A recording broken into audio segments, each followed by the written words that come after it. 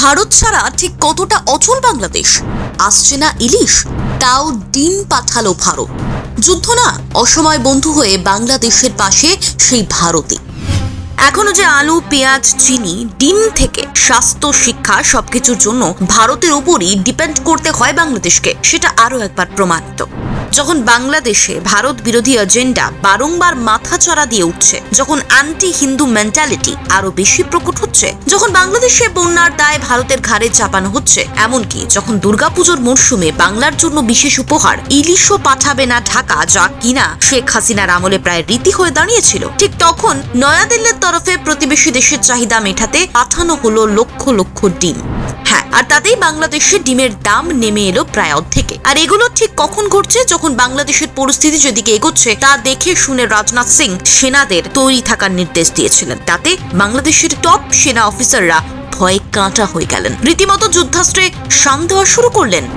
সেনা নিবাসগুলোকে সজাগ থাকতে বলা হলো ঠিক তখন। আসলে সরকার বদলের পর দুদেশের সৌজন্যের ছবিটা অনেক বদলে গেছে।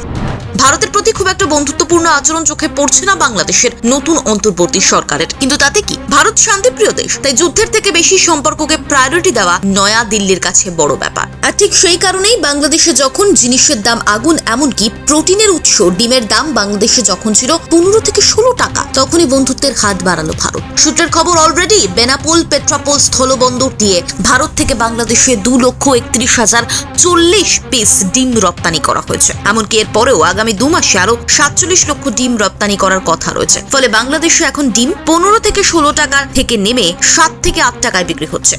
যে ঘটনা চোখে আঙুল দিয়ে দেখিয়ে দিল যে এবার অন্তত ভারতের প্রতি বাংলাদেশের অন্যায় বিরোধিতা বন্ধ করা উচিত, এমনটাই বলছে বিশেষজ্ঞদের একাংশ। না হলে আগামী দিনে বাংলাদেশকে ভুগতে হতে পারে, কারণ অন্তর্বর্তী সরকারের এই নীতি, যা ভারতের বন্ধুত্বের দাম দিচ্ছে না, তা কিন্তু দীর্ঘমেয়াদী স্বার্থের জন্য মোটেও ভালো নয়, বলছেন কূটনৈতিক বিশ্লেষকদের একাংশ।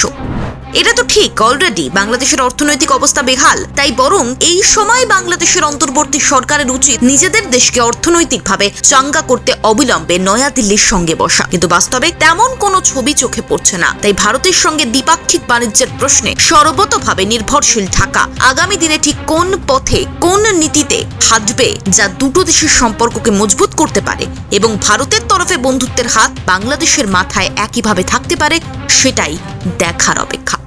Bureau report, Bengal live.